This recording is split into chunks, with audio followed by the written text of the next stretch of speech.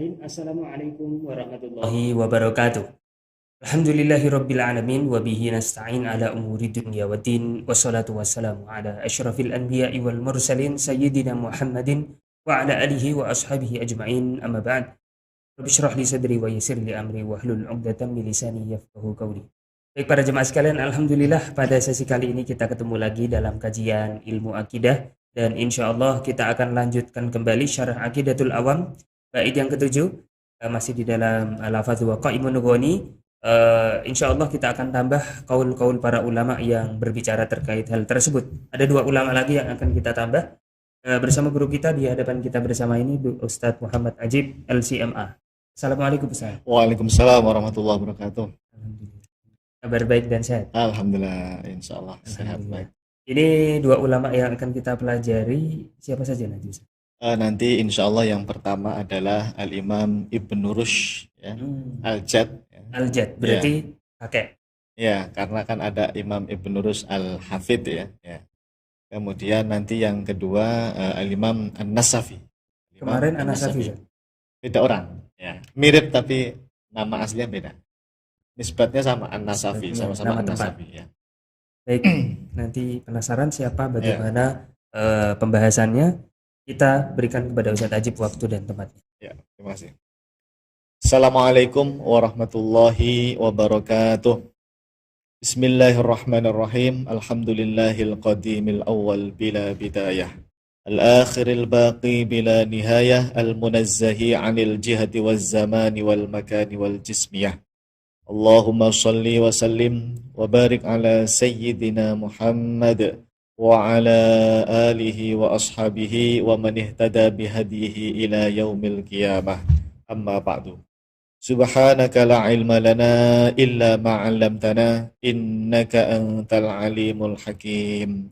Wa la hawla wa la quwwata illa billahil aliyyil azim. Allahumma anfa'na bima 'allamtana wa 'allimna ma yanfa'una wa zidna 'ilman nafi'a bi rahmatika ya arhamar rahimin. Amin. Baik para pemirsa yang dirahmati Allah Subhanahu wa taala, alhamdulillah malam hari ini kita bisa melanjutkan kembali kajian ilmu tauhid, masih membahas tentang sifat wa qa'imun ghani atau qiyamuhu binafsihi dalam bait yang ketujuh dari kitab Aqidatul Awam karya Al-Imam As-Sayyid Ahmad Al-Marzuqi Al-Maliki Al-Asy'ari rahimahullahu taala. Langsung saja jamaah ya, karena ini kita membacakan ibarah ya. Setiap malam Rabu kita selalu membacakan ibarah-ibarah dari para ulama kita sebagai bukti kuat bahwa akidah ulama salaf ahlus sunnati wal jamaah sepanjang zaman sama-sama meyakini bahwa Allah Subhanahu wa taala disucikan dari yang namanya tempat. Allah Maha ada tanpa tempat. Baik. Langsung Ustaz Sihat ulama yang pertama ya, Al-Imam Ibnu Rushd ya, Al-Imam Ibnu Rushd Al-Jad ya. Dibaca dulu mukadimahnya ya. Al-Imam Ibnu Hajar Al-Asqalani Asy-Syafi'i Al-Asy'ari rahimahullahu taala di dalam kitabnya Fathul Bari Syarah Shahihil Bukhari telah menukil sebuah perkataan dari Al-Imam Ibnu Rushd Al-Jad Al-Maliki Al-Asy'ari rahimahullahu taala. Oke, baik, kita sebelum baca ibarahnya, kita perkenalan dulu. Siapa ini Imam Ibnu Rushd Al-Jad ini? Kalau Ibnu Hajar sudah pernah Ustaz? Ya, sudah. Ibnu Hajar Al-Asqalani sudah pensyarah Sahih Al-Bukhari ya, Fathul Bari. Sudah pernah kita sampaikan. Imam Ibnu Rushd itu ada dua ulama yang namanya sama ya. Yang pertama ini Al-Imam Ibnu Rushd Al-Jad. Ini Jad itu kan artinya kakek. Karena nanti beliau punya cucu, namanya juga sama, yaitu Al-Imam Ibnu Rushd Al-Hafidh. Al-Hafidh kan maknanya cucu ya, Hafidh ya. Nah, maka untuk membedakan dua ulama ini ya, sama-sama Ibnu Rushd, itu para ahli sejarah membedakannya dengan menggunakan Al-Jad atau Al-Hafidh. Kalau nama asli Imam Ibnu Rushd yang Al-Jad ya, itu adalah Abul Walid Muhammad bin Ahmad bin Rushd Al-Qurtubi. Berarti dari Cordoba ya. di Andalusia. Andalusia, betul, Andalusia ya. Imam Abdul Walid ya, Abdul Walid Muhammad, nama aslinya itu Muhammad bin Ahmad bin Rush. Makanya berarti Rush itu kakeknya si kakek ini ya, ya kan? Muhammad bin Ahmad bin Rush. Ini mereka keturunan keluarga dari namanya Rush tadi ya. Kakek Ibnu Rush. Maka ini Al-Jad gitu, Al-Jad. Karena nanti cucu beliau yang pengarang kitab Bidayatul Mustahid ya, itu adalah Imam Ibnu Rushd Al-Hafidh, itu yang kita dulu waktu di kampus Lipia Jakarta belajar fikih 4 mazhab kan kita? Betul. Fikih ya, fikih 4 mazhab menggunakan kitab itu jamaah Bidayatul Mujtahid wa Nihayatul Muqtasid. Masya Allah, itu kitabnya tebalnya segini kali ya kira-kira. Kertas kuning, kalau kuliah bawa nenteng itu Masya Allah, luar biasa ya, Alhamdulillah.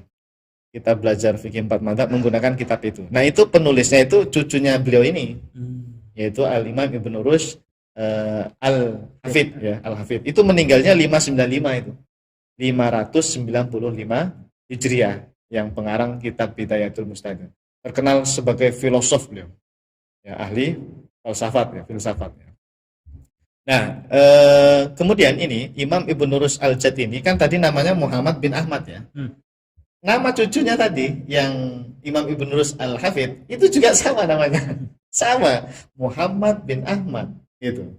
Terus bin Muhammad bin Ahmad gitu. Paham nggak? Muhammad bin Ahmad. Terus bin Muhammad, karena kan ini cucunya bin Muhammad. Ini kan namanya Muhammad juga. Dan beliau ini juga bin Ahmad. Sama aja, namanya sama, bin ke atasnya juga sama ya. Mentoknya nanti di Ibn Rushd ya, Al-Qurtubi ya. Al-Masyhur bi Ibni Rushd Al-Jad kalau yang ini. Nah, beliau ini Ustaz Syihab seorang qadhi, hakim ya, qadhi, dan kedudukannya luar biasa dalam mazhab Maliki, yaitu digelari Syekhul Malikiyah. Apa itu Syekhul Malikiyah? Guru besarnya atau ulama besarnya dalam mazhab Maliki, Syekhul Malikiyah, qadhi, seorang qadhi, dan murid beliau ya ada yang terkenal namanya Al-Qadhi Iyad. Sering dengar kan itu? Yeah. Qala Al-Qadhi Iyad. Bahkan Imam Nawawi itu sering mengutip di dalam kitab Syarah Sahih Muslimnya nama Imam Al-Qadhi Iyad. Kenapa? Karena Imam Al-Qadhi Iyad itu juga mensyarah Sahih Muslim. Dan ternyata beliau itu muridnya Imam Ibnu Rushd Al-Jad. Luar biasa ya. Satu lagi Ustaz Syihab, Imam Ibnu Rushd Al-Jad ini punya kitab yang terkenal, di antaranya ya, yang paling masyhur itu Al-Bayan wa Tafsil. Ini tentang penjelasan kitab Al-Utsbiyah. Ada nama kitab Al-Utsbiyah. Al-Utsbiyah itu semacam kitab yang isinya riwayat-riwayat qaulnya Imam Malik. Ya, riwayat masail-masailnya Imam Malik, entah itu dari segi fikih atau akidah ya, itu dikumpulkan oleh Imam Al-Utsbi namanya. Makanya nama kitabnya Al-Utsbiyah. Itu disyarah kitab itu oleh Imam Ibnu Rushd Al-Jad. Gitu ya, namanya kitab apa? Al-Bayan wa Tafsil. Sudah ya. Sekarang kita baca dari kitab Fathul Bari oleh Imam Ibnu Hajar Al-Asqalani. Beliau mengutip perkataannya siapa? Al-Imam Ibnu Rushd Al-Jad. Nama aslinya siapa tadi? Abdul Walid Muhammad bin Ahmad. Kata Imam Ibnu Hajar begini jemaah. Qala Abdul Walid Ibnu Rushd fi Syarhil Utsbiyah. Ya kan? Benar kan? Beliau tadi mensyarah kitab Utsbiyah yang isinya tentang masailnya Imam Malik ya. Qala Abdul Walid, ini nama dari Imam Ibnu Rushd Al-Jad ya. Abdul Walid Ibn Rushd fi Syarhi Al-Utsbiyah. Innama naha Malikun li alla yasbiko ila wahmil jahil. Yusbaku apa yasbiko bacanya? Yasbiko ya. Innama naha Malikun li alla yasbiko ila wahmil jahil annal arsya idza taharraka yataharrakallah, idza taharraka yataharraku Allahu biharakatihi kama yaqa'u lil jalisi minna ala kursiyyihi. Walaisal arsyu bimaudi istiqrarillah tabarakallahu wa tanazzaha an musyabahati khalqihi. Intaha. Jadi selesai menukilnya sampai situ, intaha. Kita baca dulu terjemahnya, nanti kita terangkan saja. Imam Abu Al-Walid Ibn Rushd Zaid Al-Maliki berkata, sesungguhnya Imam Malik melarang membicarakan hadis tersebut agar tidak terbayangkan oleh orang jahil bahwa jika arasy bergerak atau bergetar, maka Allah juga ikut bergerak atau bergetar, seperti orang yang duduk di atas kursinya. Padahal arasy itu bukan tempat bertempat bagi Allah Subhanahu wa Ta'ala. Suci Allah dari menyerupai makhluk-makhluk. Oke, baik. Nah, jamaah yang dimuliakan Allah Subhanahu wa taala, Al-Imam Ibnu Hajar Al-Asqalani Asy-Syafi'i Al-Asy'ari itu menukil perkataannya siapa? Imam Ibnu Rushd Al-Jadd. Menukilnya dari mana? Dari kitab Syarah Al-Utsibiyah tadi itu. Ya, diambil. Berarti Imam Ibnu Hajar itu membaca kitab ini ya, otomatis ya. Pasti dibaca. Makanya sanad Imam Ibnu Hajar itu banyak sekali, sanad keilmuan itu. Apa kata Imam Ibnu Rushd Al-Jadd yang dinukil oleh Imam Ibnu Hajar? Imam Malik ketika melarang, mohon maaf, Imam Malik itu melarang seseorang memahami atau membicarakan hadis tersebut supaya apa? Supaya tidak terbayangkan oleh orang yang jahil, orang yang tidak belajar ilmu tauhid, ilmu akidah yang benar, itu mereka memahami aras itu bergerak, bergetar, dan Allah ikut bergerak, bergetar. Karena orang jahil, orang yang nggak belajar akidah, itu mengira Allah itu di atas aras. Jadi itu ceritanya begini saja, biar jamaah paham ya. Ada hadis bunyinya itu aras itu ihtazza al-arsy. Ihtizaz itu apa? Dia bergerak kan, bergetar.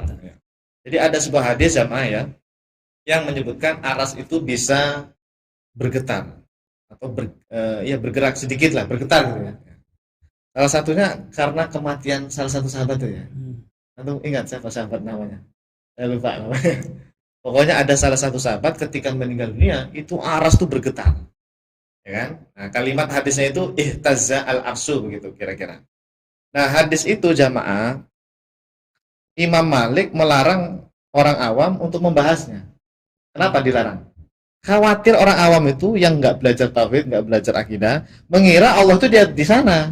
Lalu Allah bergerak, ikut bergerak, bergerak karena arasnya bergetar. Dilarang oleh Imam Malik. Karena salah pemahaman seperti itu, salah, ya, salah kata Imam Ibnu Rushd ketika menukil perkataannya Imam Malik bin Anas pendiri madzhab Malikiyah. Karena ini kan imam beliau. Para ulama Maliki itu lebih ngerti ya, lebih tahu akidahnya Imam Malik dibanding dengan yang lain. Sekarang ini banyak yang ngaku-ngaku ngerti akidahnya Imam Malik, buat judul apa, kajian, judulnya apa, akidah Imam Malik.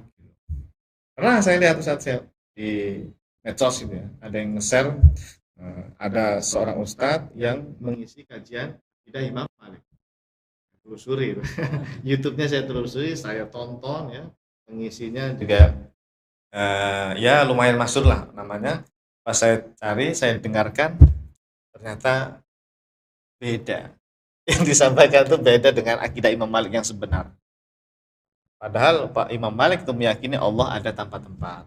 Imam Malik itu meyakini Allah istawa atas aras, bukan bermana bersemayam bertempat di sana. Nah, oleh mereka itu dipahami Imam Malik berakidah meyakini Allah di atas aras. Ini salah paham.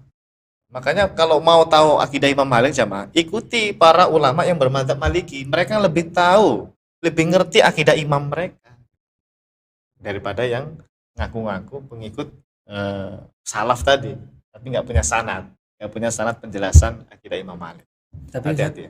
Yang membantah bahwasannya kenapa nggak ngikuti orang bermadzhab Maliki?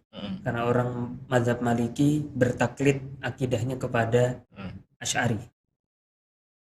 Pada Asy'ari. Iya, tapi kan Asy'ari dengan ulama salaf itu apakah beda? Dari awal tuh kita digiring seolah-olah Asy'ari itu beda dengan salaf. Salahnya di situ. Kita sudah kayak ngikuti gaya mereka. Padahal enggak masalah. Ulama Maliki banyak yang bermadzhab Asy'ari, itu akidah mereka tetap sama dengan Imam Malik. Itu loh yang harus kita sampaikan kepada orang banyak. Bahwa meskipun ulama Maliki ini banyak Asy'ari, kan pernah kita bilang ya, mayoritas ulama Maliki ya, madzhab Maliki itu bermadzhab Asy'ari ya. Dan itu tidak masalah. Justru madzhab Asy'ari itu memang melestarikan, melanjutkan akidah ulama sebelumnya. Buktinya apa? Imam Abul Hasan Al-Asy'ari kan pernah bilang, akidah saya ini adalah akidahnya Imam Ahmad bin Hambal. Itu dalam satu kitab bilang begitu. Artinya sama Asy'ari dengan Imam Ahmad itu. Apalagi dengan Imam Malik, Imam Syafi'i dan yang lainnya. Dan itu sudah kita buktikan semua. 4 mazhab itu akidahnya sama, ya. Tinggal jamaah tonton lagi, ya. Nah, cuma ada satu episode yang kalau bisa jangan sampai ditonton sampai tuntas ya, karena ada yang nggak enak ditonton, ada yang ngantuk, ngaku sendiri. Baik, kemana? Sampai mana tadi? Oh ya, jadi ada hadis tentang apa? Aras itu bergetar. Itu dilarang oleh Imam Malik, orang awam jangan ikut membahas, karena pasti mereka akan memahami loh, kalau aras bergetar, Allahnya ikut bergetar gitu ya. Karena orang awam yang nggak ngerti ilmu tauhid meyakini Allah di atas aras. Nah, makanya dilarang oleh Imam Malik tadi. Kenapa? Walaisal arsu bi maudi istiqrarillah. Tuh, secara tegas dikatakan oleh Imam siapa? Ibnu Rus ya. Kalau ini perkataan Imam Ibnu Rus. Aras itu bukan maudi apa? Bukan tempat istiqrarillah, tempat tinggalnya Allah. Jadi kalau ada pertanyaan di mana Allah? Bukan di aras, bukan. Ya, Allah Maha ada tanpa tempat sama. Aras itu bukan bimaudi istiqrarillah. Allah istawa atas aras itu bukan bermakna Allah berada di sana. Awas, bukan bersemayam di sana, bukan duduk di sana, bukan bertempat tinggal di sana, bukan menetap di sana, bukan. Allah istawa atas aras, ketika ulama salaf bilang begitu, wallahu a'lam maknanya, atau dimaknai Allah itu maha tinggi ya kedudukan atau keagungannya. Pokoknya ini sudah menjadi akidah ulama salaf sama. Ibnu Rus secara tegas loh, walaisal arsu bimaudhi'i istiqrarillah. Beda dengan Wahabi. Nah, di antara itu Syekh Utsaimin berani bilang bahwa aras itu tempat istiqrarnya Allah. Benar, jamaah, silahkan dicek, ini kita nggak menuduh ya, memang ada kitabnya Syekh Utsaimin. Isbatul makan lillah itu. Berani menetapkan tempat bagi Allah Subhanahu wa taala. Bahkan aras itu dinyatakan sebagai tempat istiqrar. Istawa bimakna istaqarra gitu. Tabarakallah, maha suci Allah, wa tanazzaha sama ya. Tabaraka sama wa tanazzaha artinya sama. Artinya kita mensucikan Allah ya. Tanazzaha itu kita mensucikan Allah an musyabahati khalqihi, dari menyerupai makhluk-makhluknya. Kalau makhluk butuh tempat, Ustadz Syihab butuh tempat, butuh lain-lain. Allah tidak butuh semuanya. Ya, Allah tidak butuh semua hal itu. Allah Maha ada tanpa tempat. Karena tempat itu diciptakan oleh Allah SWT. Sebelum adanya tempat, sebelum adanya aras dan lain sebagainya, gimana Allah? Gimana? Nanti ini ditanya orang. Dulu sebelum adanya semuanya ini, aras nggak ada dan sebagainya, Allah di mana? Ya Allah ada tanpa tempat dong. Itulah. Allah ada tanpa tempat, tanpa aras. Dan itu diajarkan oleh Nabi loh saja. Antum nyimak status saya nggak tentang hadis Nabi, bahwa Nabi itu ngajarin para sahabat tentang keyakinan Allah ada tanpa tempat. Gimana? Nyimak nggak? Ada hadis saya tampilin, hadis Sahih Bukhari. Nah, bagi yang nggak nyimak di Mungkin status bisa ya, dibacakan. sudah hilang. Kemarin kayaknya, atau hari-hari kemarin lah. Bunyinya begini. Hadis Bukhari ini jemaah. Wah, jadi waktu itu ada sekumpulan sahabat dari Yaman, dan ini cerita ini sudah sering saya sampaikan kalau nggak salah. Dari Yaman ya, mereka ini jauh-jauh datang dari Yaman ngaji ke Madinah, ingin bertemu dengan Rasulullah. Ya Rasulullah, ji'naka linatafaqqaha fid-din. Ya Rasulullah, kami datang kepada Anda ingin mendalami ilmu agama. Walinas alaka an badai hadzal amri makan. Dan kami ingin bertanya kepada engkau ya Rasulullah tentang awal mula penciptaan alam semesta. An badai hadzal amri makan. Tentang awal mula penciptaan alam semesta ini gimana dulu? Nabi mendengar pertanyaan seperti itu, beliau menjawabnya begini, siap. Hafalin antum ya. Sekali dengar langsung hafal ya. Jamaah juga ya. Kanallahu walam yakun syai'un ghairuhu wa kana arshuhu 'alal ma' wa kataba fi dzikri kulla syai'in. Rawahu al-Bukhari. Coba ulang. Yang keduanya kanallahu walam yakun syai'un ghairuhu. Sudah hafal? Coba ulangi. Kanallahu walam yakun syai'un ghairuhu. Oke. Wa kana arshuhu 'alal ma'. Wa kana arshuhu 'alal ma'. wa kataba fi dzikri wa kataba fi dzikri kulla syai'in. kulla Ya, syai'in. itu jawaban Nabi sallallahu alaihi wasallam. Saya terangkan, saya terjemahkan. Kana Allahu wa lam yakun syai'un ghairu. Allah Maha ada sementara segala sesuatu selain Allah itu belum ada. Sementara segala sesuatu selain Allah. Selain Allah loh ya. Segala sesuatu apapun itu. Ya termasuk tempat, arah depan, belakang, kanan, kiri, atas, bawah, langit, bumi, semuanya lah. Walam yakun syai'un ghairu. Semuanya itu tidak ada. Tapi Allah ada nggak? Ada. Ada, kan Nabi bilang wa kanallahu. Kanallahu itu artinya mana? Allah Maha ada fil azal ya. Allah ada tanpa permulaan. Karena di sini bermakna azaliyah, tanpa permulaan.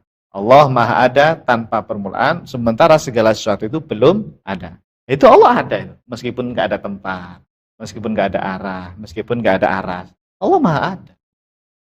Kenapa orang-orang Wahabi itu nggak berpikir hadis ini, nggak memahami hadis ini? Kan yang dipahami Wahabi itu kalau Allah nggak berada di suatu tempat, berarti nggak ada Allah, kata mereka. Ma'dum katanya. Mustahil, ini perkataan mereka ya, Salafi Wahabi. Sebagian dari mereka lah ya, mungkin nggak semuanya. Mustahil kalau Allah itu nggak bertempat. Aneh-aneh aja. Segala sesuatu itu ya pasti ada tempatnya, pasti berada di suatu tempat.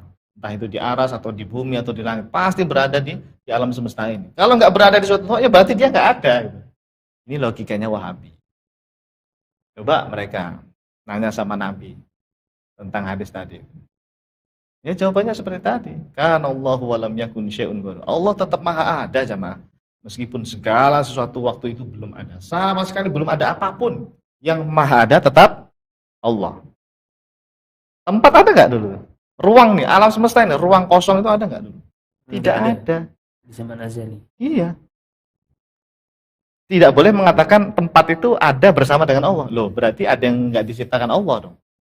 Katanya Allah khaliqu kulli syai'. Ya, sesuatu itu semuanya diciptakan. Berarti kalau diciptakan, tadinya itu nggak ada. Namanya diciptakan itu kan dari ketiadaan. Dari ketiadaan. Oke. Sudah ya? Potongan awal sudah paham ya? Kanallahu wa lam yakun syai'un ghairuhu. Potongan berikutnya Ustaz ya. Pakai kana juga. Wa kana arsyuhu 'alal ma'. Padahal di awal tadi kanallahu, Allah Maha ada tanpa permulaan, fil azal. Nah, ini kok pakai kana juga? Wa kana arsyuhu 'alal ma'. Apakah aras itu munculnya bareng dengan Allah? Di sini jamaah ketika memahami hadis, baca syarahnya. Kita baca syarahnya. Karena ini tadi hadis siapa? Al-Bukhari, Al-Imam Al-Bukhari dalam Sahih Al-Bukhari. Kita rujuk ke Fathul Bari. Saya baca itu. Saya telusuri setiap di Fathul Bari. Ternyata kata Imam Ibnu Hajar, lafadz kana yang di awal, kana Allah, itu fil azali. Ya, azaliyah. Adapun wa kana arsyuhu, kana yang kedua ini, itu menunjukkan al-huduth. Jadi aras diciptakan Allah. Maknanya itu aras diciptakan Allah. Wa kana arsyuhu itu bermakna Allah menciptakan aras. Berarti tadinya tidak ada. Nah, ini pentingnya ngaji syarah hadis. Orang mengira kana Allah dengan wa kana arsyuhu, berarti Allah sama aras ini bareng ini, bareng, munculnya bareng. Enggak bisa begitu. Salah itu, pemahaman yang salah. Masa aras enggak diciptakan oleh Allah? Paham ya? Nah, wa kana arsyuhu 'alal ma'. Pertanyaan saja.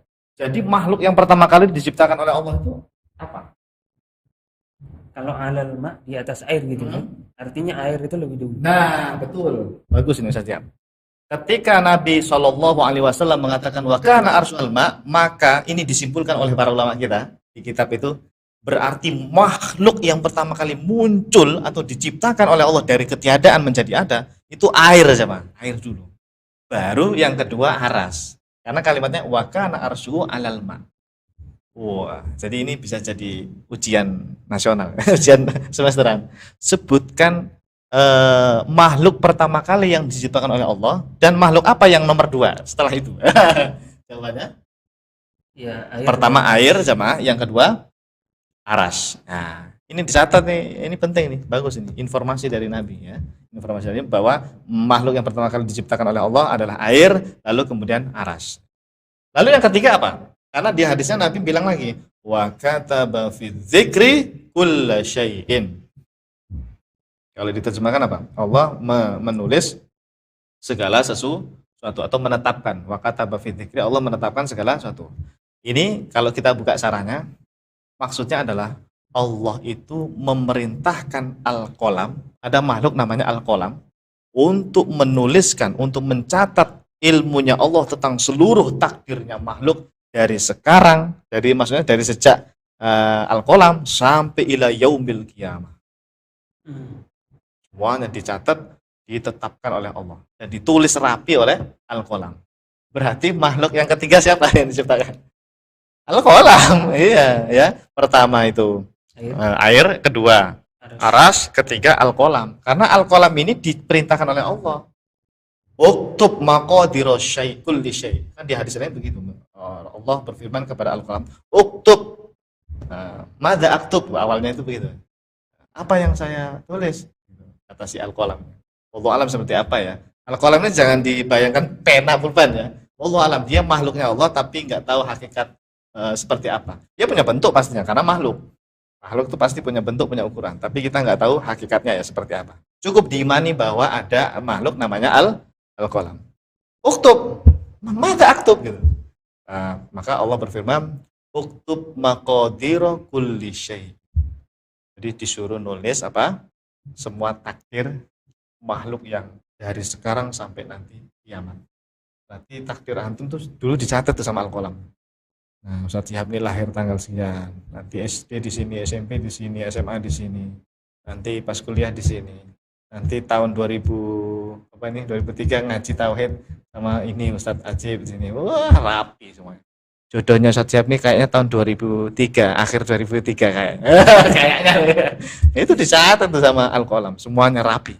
Sampai kematian kita sudah dicatat oleh al-qalam. Al-qalam dari mana nyatanya? Ya dapat wahyu dari Allah tentunya. Jadi semua ilmu, semua takdir yang sudah ditetapkan oleh Allah itu diberitahukan kepada si al-qalam.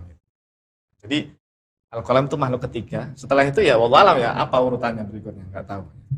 Intinya pertama air, kedua arash, ketiga al-qalam. Wallahu alam. Nah, sampai kemana tadi? Jadi intinya itu tadi hadis tentang apa? Allah Maha ada tanpa tempat itu seperti itu jamaah. Ya. Sayangnya hadis itu nggak tahu diapakan oleh Salafi Wahabi ya, wallahu a'lam. Ya mereka nggak punya sanad ilmu yang nggak paham jadinya gitu loh. Ya Allah, ya. Kasihan mereka itu. Ya. Makanya kita beruntung ya jamaah, kita punya sanad ilmu syarah-syarah hadis melalui para ulama kita. Ya setidaknya tadi Imam Ibnu Hajar Al-Asqalani itu punya sanad keilmuan tentunya sampai Imam Bukhari sampai Rasulullah. Memang seperti itu cara memahami hadis. Wa kana arsyu 'alal ma wa kana Allahu wa lam yakun syai'un ghairuhu wa kana arsyu 'alal ma dan seterusnya. Memang seperti itu. Kalau aliran kita sering menyebutkan selain ahlu sunnah yang tersesat salah satunya itu Wahabi begitu ya. Kalau Wahabi itu kan dinisbatkan, penisbatannya terhadap Muhammad bin Abdul Wahhab An-Najdi. Nah, penisbatan itu kemudian bermakna beliau juga berpandangan seperti itu kah? Oh, ya. Kalau di kitab-kitab tauhid memang dijelaskan yang namanya Wahabi itu kan memang dinisbatkan kepada Syekh Muhammad bin Abdul Wahhab. Dan ini sudah diakui sendiri oleh Syekh bin Baz. Kadang-kadang ini ada Wahabi sekarang ini yang mereka nggak terima kalau dipanggil Wahabi itu nggak terima. Kami ini Salafi, pengikut Salafi katanya gitu. Padahal Syekh bin Baz itu sudah mengakui bahwa pengikut gerakan Syekh Muhammad bin Abdul Wahhab itu memang Al-Wahhabiyah. Buka itu fatwa Syekh bin Baz di Maktabah Syamil ada kok, tinggal dicek, ketik aja Al-Wahhabiyah sama apa kolomnya Muhammad bin Abdul Wahhab. Nanti keluar Al-Wahhabiyah tuh qaumun yantasibuna apa dan seterusnya itu. Mansubatun ila Syekh Muhammad bin Abdul Wahhab. Nah, itu jadi label Wahabi ada ya, benar-benar ada. Label Wahabi ini benar-benar ada. Jadi Wahabi ini bukan untuk mengolok-olok ya jamaah. Ini identitas gitu loh. Untuk membedakan kita dengan mereka. Identitas bukan kita mengolok-olok Wahabi begini, enggak. Buat identitas ya. Bahwa pemahaman Wahabi itu adalah meyakini Allah di atas aras, meyakini Allah punya misalnya tangan, mata, wajah dan seterusnya. Itu ada memang, keyakinan seperti itu ada. Sudah banyak penelitiannya Ustaz ya. Kalau kita bertanya-tanya itu justru kitanya yang kurang banyak baca malahan. ya. Jadi sudah tidak diragukan lagi. Memang ada kenyataannya seperti itu. Mereka meyakini Allah berada di atas arsy. Baik, cukup? Ya, cukup. Ya, kita Kita simpulkan lanjut. dulu. Oh, simpulkan Ya. ya. Pada keterangan di atas jelas sekali bahwa Al-Imam Ibnu Rushd Al-Jadd Al-Maliki Al-Asy'ari rahimahullahu taala telah meyakini bahwasanya Allah Subhanahu wa taala Maha ada tanpa tempat. Secara tegas beliau mengatakan bahwa walaisa arshuhu bima Al-arsyu walaisa al-arsyu bimaudhi'i bimawdi'i istiqrarillah. Artinya arasy itu bukan tempat tinggalnya Allah Subhanahu wa taala. Wallahu a'lam. ya, bukan tempat tinggalnya Allah, karena Allah Maha ada tanpa tempat. Ya, pokoknya hadis Bukhari tadi itu penting loh, itu disampaikan terus. Dihafalkan jamaah hadis Bukhari tadi ya. Viralkan, dihafalkan, dijelaskan supaya orang tahu gimana sih konsep Allah ada tanpa tempat itu. Karena kebanyakan jamaah itu mikirnya gini. Gimana ya, akal saya nggak bisa Pak Ustadz membayangin Allah ada tanpa tempat. Ya namanya sesuatu itu harus ada di tempat, ada di bumi apa di langit apa di aras. Ya itu akal kamu yang terbatas. Kenapa dijadikan patokan? Ya beragama itu pakai dalil. Katanya ikut dalil. Ini ada dalilnya ini loh. Kita sampaikan. Dalilnya Sahih Bukhari. Sahih enggak? Sahih. Sahih Bukhari kok ya. Sahih Al-Bukhari jamaah ya. Jadi Nabi sendiri yang mengajarkan kepada para sahabat Allah itu maha ada tanpa tempat ya. Kanallahu wa lam yakun syai'un ghairuhu. Baik. Selesai ya. Imam pertama ya, Imam Ibnu Rushd Al-Jadd ya. Kalau pendapat Imam Ibnu Rushd Al-Hafidh gimana? Saya udah nyari-nyari nggak ketemu. Kitab apapun nggak ketemu ya. Wallahu alam, nanti semoga ada yang ngasih tahu saya. Kayaknya sih sama. Karena Asy'ari kan terkenalnya. Beliau ini Asy'ari loh. Imam Ibnu Rushd Al-Jadd Asy'ari ya. Cucunya mungkin Asy'ari juga. Wallahu alam, saya kurang mendalami untuk akidahnya Imam Ibnu Rushd Al-Hafidh ya. Pengarang kitab Bidayatul Mujtahid. Makanya saya cari-cari tadi subuh. Nggak ketemu-ketemu. Jadi maunya saya itu siap. Maunya saya malam hari ini tuh dua ulama yang sama namanya gitu. Ibnu Rushd Al-Jadd sama Ibnu Rushd Al-Hafidh gitu. Sekalian biar sama, biar unik kan gitu. Enggak nemu-nemu sampai pusing saya, udah mau berangkat kan. Sudahlah, ini Imam An-Nasafi saja. Baik, silakan dibaca dulu Imam An-Nasafi. Al-Imam Abu Hafiz Najmuddin Umar bin Muhammad An-Nasafi Al-Hanafi Al-Maturidi rahimahullahu ta'ala yang wafat tahun 537 Hijriah telah berkata di dalam kitabnya Al-Aqaid An-Nasafiyah. Ya. Siapa Imam An-Nasafi ini jemaah? Ini kan kemarin tuh ada juga namanya Imam An-Nasafi ya. Najmuddin. Kalau yang sebelumnya itu bukan Najmuddin, yang Najmuddin yang ini. Oke. Nah, yang waktu itu Imam siapa? An-Nasafi siapa ya? Lupa saya. Ada An-Nasafi Abul Barakat juga ada.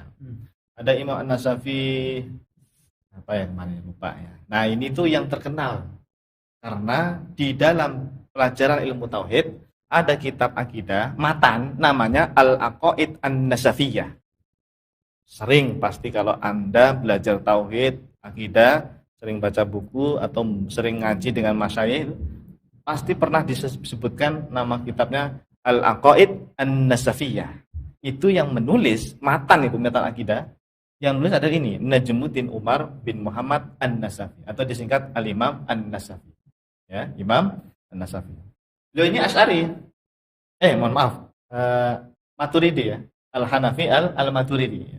Yang Asy'ari itu pensarahnya Al-Imam Sa'duddin At-Taftazani. Itu mensarah kitab Al-Aqaid An-Nasafiyah. Kalau ini kan matannya ya, matannya. Nah, coba siapa yang baca nih? Saya lagi. Ya, saya yang baca teks Arabnya ya. Bismillah, qala rahimahullahu taala wal muhtitsu lil alam. Ini bacanya muhtits ya, bukan muhdas ya. Wal muhtitsu lil alami huwallahu taala al-wahidu al-qadim. Laisa bi aradin wala jismin wala jauharin wala musawwarin wala mahdudin wala mutajazziin wala mutarakkibin. Wala yusafu bil mahiyati wala bil kaifiyah. Wala yatamakkanu fi makanin wala yajri alaihi zaman wala yushbihuhu syai'un. Artinya yang menciptakan alam semesta adalah Allah Subhanahu wa taala Dialah zat yang Maha Esa, Al-Wahid, Al-Wahid, dan zat yang Maha Ada tanpa permulaan, Al-Qadim. Allah Subhanahu wa taala bukan berupa arab, bukan berupa jisim, bukan berupa jauhar, bukan sesuatu yang memiliki rupa, bukan sesuatu yang memiliki bentuk dan ukuran, bukan sesuatu yang memiliki bagian-bagian yang terpisah, dan bukan pula sesuatu yang tersusun dari beberapa bagian. Allah Subhanahu wa taala tidak disifati dengan sifat-sifat makhluk seperti berukuran, berbentuk, bertempat, bersemayam, diam, bergerak, dan lain-lain. Allah Subhanahu wa taala tidak bertempat di suatu tempat dan tidak berlaku waktu baginya. Dan dialah Allah yang tidak ada satupun sesuatu yang serupa dengan dia. Allah, mantap. Nah, baik, saya jelaskan ya, Ustaz dan jamaah yang dimuliakan Allah Subhanahu wa taala. Pertama, Al-Imam An-Nasafi di dalam kitab Matan Al-Aqaid An-Nasafiyah. Ada juga yang menyebutnya Al-Aqidah An-Nasafiyah. Ya, bisa disebut Al-Aqidah An-Nasafiyah, bisa juga Al-Aqaid An-Nasafiyah. Beliau secara tegas mengatakan wal muhditsu lil alam huwallahu ta'ala. Yang menciptakan alam. Apa itu alam? Alam semesta. Definisinya. Apa? Kalau alam semesta itu orang kebayangnya itu ini apa namanya? Jagat raya. Iya. Kalau definisi tauhidnya apa? Al-alam. Para ulama ahli tauhid atau dalam ilmu kalam, ilmu tauhid atau akidah ya, sering dikatakan kullu ma siwallah huwa alam. Ya, jadi alam itu jamaah maknanya apa? Kullu ma siwallah. Segala sesuatu selain Allah. Berarti yang nggak harus jaga raya. Apapun itu selain Allah itu apa? Ya termasuk sifat-sifatnya. Ya aras. Ya aras, ya langit, bumi, manusia, jin, ya termasuk angin, udara, termasuk ini space, apa ini ruang, ya arah, tempat, semuanya itu Allah yang menciptakan. Bahkan sifat-sifatnya juga. Sifatnya apa? Seperti merah, kuning, hijau, bergerak, diam. Ada suaranya, ciara, ini ciptaan Allah ini. Ada suara ini ciptaan Allah ini yang buat Allah. Membuat Allah saja. Apalagi? Ngantuk itu Allah yang ciptain. Iya. Kentak lagi. Ngantuk itu Allah yang menciptakan. Kan selain Allah itu namanya apa tadi? Alam. Berarti ngantuk itu alam, termasuk alam. Apalagi? Selain Allah apalagi? Batu ya, atau kerikil yang di jalanan, di rumah kita, di depan, ya Allah. Semuanya itu Allah yang menciptakan, ya. Makanya Allah itu apa? Rabbil alamin. Allah. Surat Al-Fatihah ayat berapa? 2 dong. Kalau ikut Syafi'i 2, karena ayat pertamanya bismillah kan. Alhamdulillahi rabbil alamin. Segala puji milik Allah, hanya milik Allah. Kenapa? Rabbil alamin. Allah itu adalah Tuhannya alamin. Kalau alamin berarti semuanya itu, semuanya. Selain Allah, kullu masih Allah. Itu yang membuat, yang menciptakan dari gak ada menjadi ada itu Allah itu. Kling tadi ya. Urutannya ya apa? Tadi air dulu, terus aras, terus al-qalam dan seterusnya. Jadi kita meyakini jamaah ya. Ini namanya tauhid apa ini? Kalau di Tri Tauhid versi rububiyah. Rububiyah apa uluhiyah? Karena ini universal semua. Ya, berarti namanya tauhid rububiyah, yaitu keyakinan atau kewajiban meyakini bahwa satu-satunya Tuhan yang menciptakan alam semesta, yang mengaturnya dan sebagainya adalah Allah. Itu namanya tauhid rububiyah. Ini tauhid rububiyah ini namanya. Kalau uluhiyah itu kan meyakini satu-satunya Tuhan yang berhak disembah adalah Allah. Dalam hal ibadah atau sembahan. Itu tauhid uluhiyah. Kalau asma sifat ya pelajaran nama atau sifat-sifat Allah. Baik. Allah dialah yang menciptakan alam semesta ya. Yang menciptakan alam semesta adalah Allah Subhanahu wa taala. Al-Wahid, apa artinya? Ustaz Syihab, Al-Wahid? Maha Esa. Maha Esa. Apa bedanya Al-Wahid dengan Al-Ahad? Nah, apa ya? ini penting untuk diketahui karena di kitab tauhid ternyata definisinya beda. Salah satunya saya baca di kitab Sulamut Taufik ya, atau syarahnya atau catatan kakinya ya, saya agak lupa. Itu beda antara Al-Wahid dengan Al-Ahad. Meskipun terjemahnya sama ya, Maha esa. Al-Wahid ya Maha Esa, Al-Ahad juga Maha Esa. Kalau Al-Wahid jamaah, Al-Wahid menggunakan lafaz yang ini, itu Maha Esa, catat ya setiapnya. Dari segi tidak ada Tuhan yang lain. Tidak ada Tuhan kedua, Tuhan ketiga, nggak ada. Itu Al-Wahid di mana seperti itu. Kalau pakai Al-Wahid. Allah Maha Esa dari segi tidak ada Tuhan yang lain. Yang kedua, kalau menggunakan Al-Ahad, Ahadu, ada tulisannya kan? Al-Ahadu, itu maknanya Allah Maha Esa dari segi Allah tanpa bentuk, tanpa ukuran, tanpa tersusun dari bagian-bagian. Saya ulangi. Al-Ahad itu maknanya Allah Maha Esa dari segi Allah Maha Ada, tanpa ukuran, tanpa bentuk, tanpa rupa, tanpa tersusun dari bagian-bagian tertentu. Itu Esa itu, menggunakan Ahad. Nah, selama ini kita memahami Esa itu yang Al-Wahid apa yang Al-Ahad? Kebanyakan orang. Wahid. Betul sekali saja. Jamaah, ini tolong disampaikan pada yang lain. Kita ini rata-rata kalau memahami kalimat Allah Maha Esa, yang terlintas di kepala kita apa? Ya nggak ada Tuhan yang lain. Pokoknya Tuhan itu cuma satu, Allah. Ya benar, itu benar. Tapi itu dari segi Al-Wahid tadi, lafaz Al-Wahid jamaah. Sebetulnya ada Maha Esa yang maknanya lebih dalam lagi, yaitu yang menggunakan lafaz Al-Ahad. Apa tadi? Allah Maha Esa dari segi Allah Maha Ada tanpa bentuk, tanpa ukuran, tanpa rupa, tanpa tersusun dari bagian-bagian apapun. Sama sekali nggak bisa dibayangkan Allah itu. Sama sekali tak terlintaskan dalam pikiran kita. Laisa kamitslihi syai'. Inilah Al-Ahad. Makanya surat Al-Ikhlas itu bukan wahid. Qul huwallahu ahad. Nah, ini makna ini lebih cespleng. Karena kalau yang Al-Wahid yang tidak ada Tuhan lain itu semua orang udah tahu. Semua orang sudah tahu, saya kira orang Islam. Memang Tuhan itu hanya satu, yaitu Allah. Tidak ada Tuhan yang lain.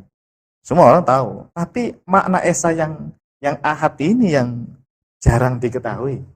Kecuali oleh orang-orang yang sudah mendalami ilmu agama, tauhid atau akidah.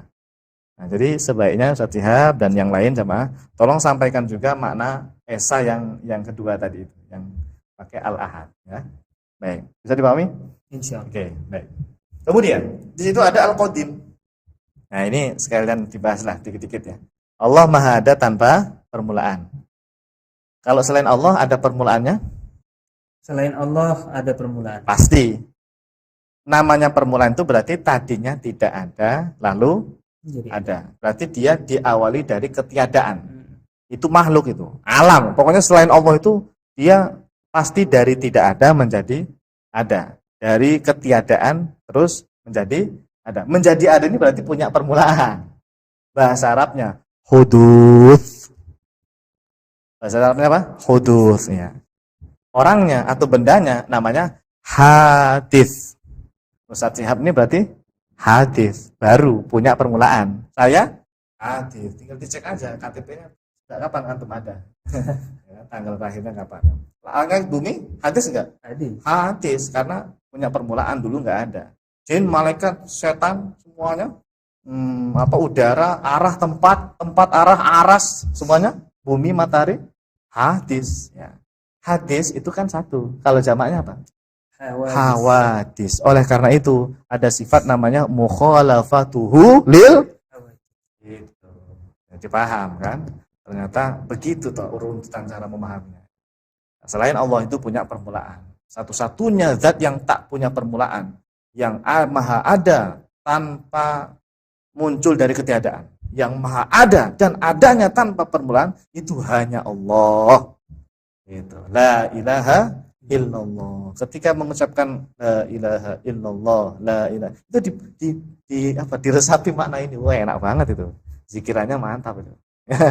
La ilaha illallah, tidak ada Tuhan yang berhak untuk disembah berdasarkan kebenaran kecuali hanya Allah. Allah yang maha qadim, Allah yang maha baqi, Allah yang mukhalafatul hawadis, Allah yang qiyamu binafsihi, wahdaniyah, qudrah, iradah, ilmu, haya, sama, basar, kalam. Itu harus nancep semuanya itu 13 sifat itu pada saat Anda mengucapkan kalimat la ilaha illallah. Sayangnya kita ini ya nggak kita aja, lu aja kali ya. Kebanyakan dari kita ini tidak memahami hal itu. Sekedar la ilaha illallah. Saya bersaksi tidak ada Tuhan selain Allah. Udah situ mentok. Dia tidak meresapi makna tauhid la ilaha illallah. Padahal makna la ilaha illallah itu tadi masukkan tuh makna qadim, qidam, baqa, mukhalafatul hawadis, qiyam binafsi wahdaniyah sampai sifat kalam. Itu baru keimanan yang sempurna insyaallah. Dan ini dijelaskan di kitab ini. Ini yang saya sampaikan ini bukan hasil apa namanya dari saya, bukan. Saya baca kitab. Apa rujukannya? Tuh baca Sulamut Taufik. Sulamu At-Taufik karya Al-Imam As-Sayyid Abdullah itu dari Yaman. Kitab ini direkomendasikan oleh pendiri NU. Mbah Kiai Haji Hashim Asy'ari itu bilang di kitabnya itu di Muqaddimah saya baca itu ya. Kata beliau sebaiknya kita ini baca itu kitab karya Imam Sayyid Abdullah namanya Sulamu At-Taufik. Jadi informasi-informasi tauhid itu banyak dari situ saya dapatkan ya. Jamaah sering-sering baca kitab yang direkomendasikan oleh Kiai Haji Hashim Asy'ari. Bagus kitabnya. Lanjut ya, siap. Laisa bi aradin wala jismin. Apa? Allah bukan arad. Arad itu sifat-sifat benda. Tadi diam, bergerak, tempat, warna itu namanya arad. Kalau jisim apa saja? Ya ini bagian tubuh gitu. Punya bentuk gitu. Ya, bentuk. Gampangnya gini ya jamaah. Jisim itu namanya punya bentuk, punya ukuran. Baik itu ukuran sedang atau besar. Ya. Makanya orang yang meyakini Allah punya bentuk namanya mujassim. Hati-hati jamaah, jangan meyakini Allah punya bentuk. Saya sampai punya kesimpulan begini saja. Kita ini orang awam, ya. Paling aman akidahnya, penting hindari 3 hal. 1, jangan meyakini Allah punya bentuk. Karena kalau meyakini punya bentuk tapi nggak tahu bentuknya seperti apa, itu pokoknya namanya mujassim, tajsim. Ya. Jangan meyakini Allah punya bentuk. Yang kedua, jangan meyakini Allah berada di suatu arah. Karena kalau meyakini Allah berada di suatu arah, itu melazimkan ada bentuk juga. Ujung-ujungnya tajsim, menyerupakan Allah dengan makhluk tasbih. Jadi hindari meyakini Allah ada bentuk dan hindari meyakini Allah punya arah, ya, berada di suatu arah. Satu lagi, taktil. Taktil itu menolak sifat Allah. Jangan. Sifat istiwa jangan ditaktil. Tetapkan saja. Maknanya apa? Wallahu a'lam. Sifat wajah, sifat ain, sifatnya itu tetapkan, terima, jangan ditaktil, jangan ditolak. Tapi maknanya apa? Wallahu a'lam. Karena kalau kita pahami wajah, tangan itu adalah anggota tubuh, ya berarti kita kena yang nomor pertama. Apa tadi? Tajsim. Ya, ini Allah ada bentuknya itu, enggak boleh. Kenapa Ustaz? Saya menyampaikan kesimpulan 3 ini. Minimal 2 tadi, 1 sama 2. Apa tadi 1? Jangan meyakini punya bentuk, ya Allah punya bentuk, jangan diyakini. Yang kedua, jangan meyakini Allah berada di suatu arah. Kenapa saya bilang itu hindari? Bahaya sekali itu. Saya membaca fatwa 4 madhab, hukumnya kafir, na'udzubillah. Na'udzubillah. Ya. Imam Abu Hanifah, Imam Malik, Imam Syafi'i dan Imam Ahmad bin Hanbal, fatwanya seperti itu, ngeri. Ya. Makanya ini kita kasih tahu sama kita, jangan sekali-kali mengikuti pemahaman seperti itu tadi. Ya. Tapi kalau kita ditanya begini, apakah teman kita yang berpemahaman seperti itu terus kita hukumi kafir? Jangan. Ini nanti namanya jamaah takfiri namanya. Tidak boleh. Ya. Kita hanya sekedar mengingatkan saja bahwa pemahaman yang seperti itu berbahaya karena ada fatwa yang sangat tidak mengenakan tadi dari 4 mazhab. Tapi kalau kita ditanya apakah teman kita ini yang meyakini itu kafir? Jangan. Kita katakan apa? Mereka muslim, ya, hanya saja mereka ini fasik. Nah, diajarkan oleh guru-guru kita, mereka kita hukumi fasik. Fasik itu apa? Berdosa. Dosa itu dosa besar loh itu. Ya, dosa besar ya. Naudzubillah min dzalik. Jadi jangan dikafirkan, jangan. Guru-guru kita tidak ada yang mengajarkan mengkafirkan Wahabi, itu tidak ada. Ya. Mereka itu perlu bimbingan dari kita. Mereka salah, ya. Mereka akidahnya tidak sesuai dengan ulama salaf, maka kita luruskan gitu. Jangan dikafir-kafirin ya. Bahkan Imam Abul Hasan, imam kita pendiri Asy'ari itu mengatakan sendiri di akhir hayatnya, la ukaffiru ahadan min ahli qiblah. Itu dinukil oleh Imam Az-Zahabi dalam Syiar Alamin Bala. Aku tidak mengkafirkan satupun umat Islam yang masih sholat menghadap kiblat. Meskipun mereka apa misalnya meyakini ini, meyakini itu, pokoknya mereka Islam, jangan dikafirkan. Urusan dia sesat akidahnya, yaitu berdosa gitu. Berdosa, tetap berdosa mereka, tapi jangan dikafirkan. Nah, ini manhajnya Imam Abul Hasan Al-Asy'ari seperti itu jamaah, tidak mudah mengkafirkan kaum muslimin ya. Baik. Mana lagi? Allah bukan berupa mahdud apa mahdud saja? Terbatas Ya, gitu ya. terbatas. Berarti punya ukuran. Kalau terbatas itu punya ukuran pastinya. Antum terbatas nggak? Punya batas ini, batas atas. Berarti punya ukuran kan? Ya. Makanya Allah itu la mahdud wala mahdudin. Allah itu maha ada tanpa batas. Imam Thahawi bilang juga begitu di kitab Matan Aqidah Thahawiyah. Wa ta'ala anil hudud. Maha suci Allah dari yang namanya batasan. Berarti Allah itu maha ada tanpa ukuran, tanpa bentuk. Wala mutajazzi wala mutarakib. Allah itu tidak apa tadi? Tidak punya bagian-bagian yang terpisah. Kayak kita ini kan punya bagian-bagian terpisah ya. Ada bagian tangan ya. Enggak, Allah enggak seperti itu. Atau Allah punya ini wala mutarakib. Allah juga bukan sesuatu yang tersusun dari bagian-bagian. Jadi ada bentuknya yang tersusun. Ini ya, misalnya ini ya. Ini tersusun ini. Segini doang ini tersusun namanya. Ada susunan sebelah sini, susunan sebelah ini. Itu namanya tersusun. Bahkan sekecil apapun yang sudah nggak bisa dipotong lagi, namanya apa? Jauhar. Itu juga tersusun sebetulnya. Nah, Allah itu betul-betul unik setiap. Ya jamaah, unik. Enggak ada padanannya. Nah, makanya kan laisa kamitslihi syai' wa lam yakul lahu kufuwan ahad. Tidak bisa dibayangkan. Baik, satu lagi ya. Wala yatamakkan fi makani. Oh ya, wala yusafu bil mahya wala bil kafiyah. Allah tidak disifati dengan sifat-sifat makhluk. Ya, sifat makhluk itu ya enggak berlaku bagi Allah, seperti berukuran, berbentuk, bertempat, bersemayam, diam, bergerak itu enggak berlaku ya. Ya, capek, letih itu enggak berlaku bagi Allah. Ngantuk itu enggak berlaku bagi Allah ya. Yang berlaku ngantuk itu hanya saya dan Ustaz Syihab dan Anda semua ya. Karena kita makhluk ya. Allah itu enggak berlaku itu sifat makhluk ngantuk atau tidur itu enggak berlaku.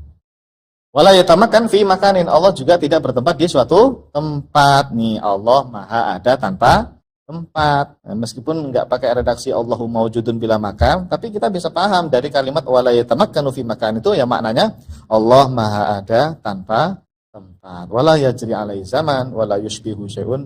Tidak ada satu pun yang serupa mirip dengan Allah Subhanahu wa taala. Dari segi apapun, sekecil apapun, tidak ada kemiripan sedikit pun. Wallahu a'lam. Nah, kesimpulan. Pada keterangan di atas sangat jelas sekali bahwa Al-Imam An-Nasafi Al-Hanafi Al-Maturidi rahimahullahu ta'ala secara tegas telah meyakini bahwasanya Allah Subhanahu wa ta'ala maha ada tanpa tempat. Wallahu a'lam. Alhamdulillah. Baik, jelas ya. Al-Imam An-Nasafi ini min ahli sunnah wal jamaah. Kitabnya terkenal, dipakai juga di pesantren-pesantren. Al-Aqidah An-Nasafi. Baik, saya kira cukup setiap untuk malam hari ini ya. Dua ulama sudah selesai. Mungkin ada pertanyaan atau langsung tutup. Silakan. Iya. Tadi sempat berbicara tentang kafirnya seseorang begitu ya, karena meyakini tajsim dan jihad. Itu fatwa dari pendiri mazhab ya. Jadi kafir begitu ya, Ustaz. Bahasanya begini. Itu kan saya baca di kitabnya Imam Ibnu Hajar. Al-Haytami tadi, bukan Al-Asqalani. Al-Haytami kitabnya namanya Al-Minhaj Al-Qawim. Kita fikih itu, kita fikih Al-Minhajul Qawim. Cuma di bab apa itu beliau membahas tentang pendapat empat mazhab. Bahwa begini, wa hukiya bahasanya, wa ruwiya apa wa hukiya? An-Al-Qarafi. Ya, bahwa Imam Al-Qarafi, ulama besar Maliki, wa ghairihi dan yang lainnya, wa ghairahu dan yang lainnya, itu hakau ani Syafi'i wa Malik wa Abu Hanifah wa Ahmad bi kufril qailina bil jihati wat tajsim. Bahasanya begitu. Bi kufril qailina bil jihati wat tajsim, atau terbalik saya lupa ya. Bil tajsim atau bil jihad. Kalimatnya begitu. Ya, jadi ini ya. Kufur secara keluar dari Islam. Wallahu alam, karena kalimatnya bi kufril qailin. Kalau dalam pembahasan tauhid ya apalagi kalau bukan itu. Iya. Berarti, kalau kufur nikmat masa kufur nikmat sih? makna dari bikufril qailina itu. Berarti artinya statusnya menjadi non muslim dan harus bersyahadat lagi. Iya, kalau menggunakan fatwa itu ya, empat madzhab itu. Jadi memang ada pemahaman, memang ada status seperti itu. Jadi seorang muslim Ada. terjerumus ke dalam Ada. kekafiran. Salah satunya itu. Bahkan di kitab-kitab tauhid itu disebutkan siapa yang menyembah patung kan otomatis langsung kafir. Iya. Jadi memang ada pembatal-pembatal Islam itu memang ada. Dibuat oleh para ulama kaidah tersebut supaya kita ini berhati-hati. Ada. Bahkan di Sulamut Taufik itu lengkap itu. Manik takoda begini, manik takoda begini, ya siapa yang menyembah ini atau meyakini dalam hatinya begini. Kayaknya nggak ada di Tuhan. Itulah yang batal Islamnya. Harus sadar lagi. Nah, hati-hati. Jadi kalau misalnya kita tidak terasa atau tidak terlalu ngeh, ternyata kita sudah terjerumus dalam status itu kafir. Istighfar lah. Istighfar dan Lalu sholat kita misalnya nggak diterima gitu ya. Kita Ya, mungkin Allah, harus ya. bersyahadat berulang-ulang. Ya. Tapi Ya. Mungkin nanti ada pembahasannya itu begini. Bagaimana kalau karena ketidaktahuan atau karena ketidaksengajaan misalnya. Ya, itu ya beda lagi kan. Konteksnya beda lagi ya. Ini yang kita menghukumi yang secara zahir sudah jelas lah ini. Udah dikasih tahu, masih aja ngeyel gitu ya. Dan dia secara sorry seperti itu. Kalau itu kan terang-terangan. Tapi kalau yang kayak tadi, ya nggak tahu Pak Ustadz, atau ya kita nggak sengaja misalnya terlintas seperti itu misalnya, yaitu insya Allah muhtafar, sesuatu yang yuktafar alaih, apa yuktafar itu dimaafkan lah insya Allah. Karena orang awam memang kata Imam siapa itu Ibnu Dakik atau Imam Izzuddin Ibnu Abdussalam itu, kalau ada orang awam berkeyakinan tajassim atau jihad itu memang yuktafar. Yuktafar itu ya diampuni ya, dimaafkan ya karena keawamannya. Itu kalau orang awam. Kalau yang sudah ngerti, sudah tahu, apalagi sering berdiskusi tauhid ya, mestinya bisa menghindari lah. Maka, tapi begini ya saudara, itu kan fatwa 4 madhab. Namanya fatwa itu kan tentu pasti ada khilafiyah, beda-beda. Kalau saya dan guru-guru tauhid saya meyakini teman-teman Wahabi itu tidak kafir, ya, tidak kafir. Mereka hanya butuh bimbingan dari kita, pemberitahuan dari kita tentang akidah ulama salaf yang sebenarnya. Dan saya baca itu kitabnya Syekhul Islam Zakaria Al-Ansori. Siapa ini beliau ini? Muridnya Imam Ibnu Hajar Al-Asqalani, gurunya Imam Ibnu Hajar Al-Haytami. Namanya Syekhul Islam Zakaria Al-Ansori, punya kitab Asnal Mathalib. Saya baca itu Asnal Mathalib, kitab fikih itu, fikih Syafi'i. Tapi beliau bilang di bab riddah. Bab apa riddah itu? Tentang murtad gitu lah ya. Beliau mengatakan inna la nukaffir al-mujassimah. Bahasanya begitu. Inna la nukafir al-mujassimah. Sebelumnya beliau menyebutkan khilaf ulama. Tapi sikap kami, inna la nukafiru al-mujassimah. Sesungguhnya kami tidak mengkafirkan orang yang berpemahaman tajassim tadi. Yang meyakini Allah punya bentuk, ukuran, tangan, wajah, tangan itu. Tidak dihukum kafir. Tapi tetap dal mutil. Nah ini yang harus kita pakai ini. Pendapat yang moderat ini harus kita pakai. Kasihan. Kalau kafir-kafirin jangan ya. Nah, kita doakan ya, sarannya saya kasihan kepada mereka itu dengan begini saja. Niat saya ngaji bolak-balik tiap hari ya, seperti ini ya, dari Tambun macet-macetan ke Jakarta. Untuk apa saya kayak gini tuh? Buat apa sebetulnya? Ya ya tadi niatnya untuk biar ilmu ini sampai kepada mereka. Salah satu cara saya kasihan kepada mereka ya, menyampaikan ilmu kebenaran kepada mereka, begitu caranya.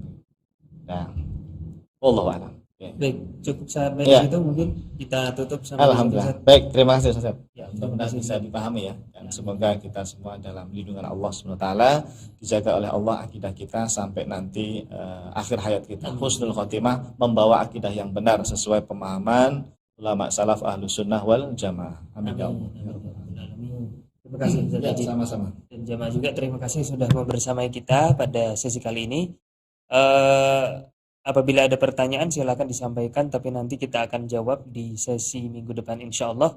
Kita tutup pengajian kita pada sesi kali ini dengan bersama membaca doa kafaratul majelis. Subhanakallahumma wa bihamdika asyhadu an la ilaha illa anta astaghfiruka wa atubu ilaik. Wassalamualaikum warahmatullahi wabarakatuh.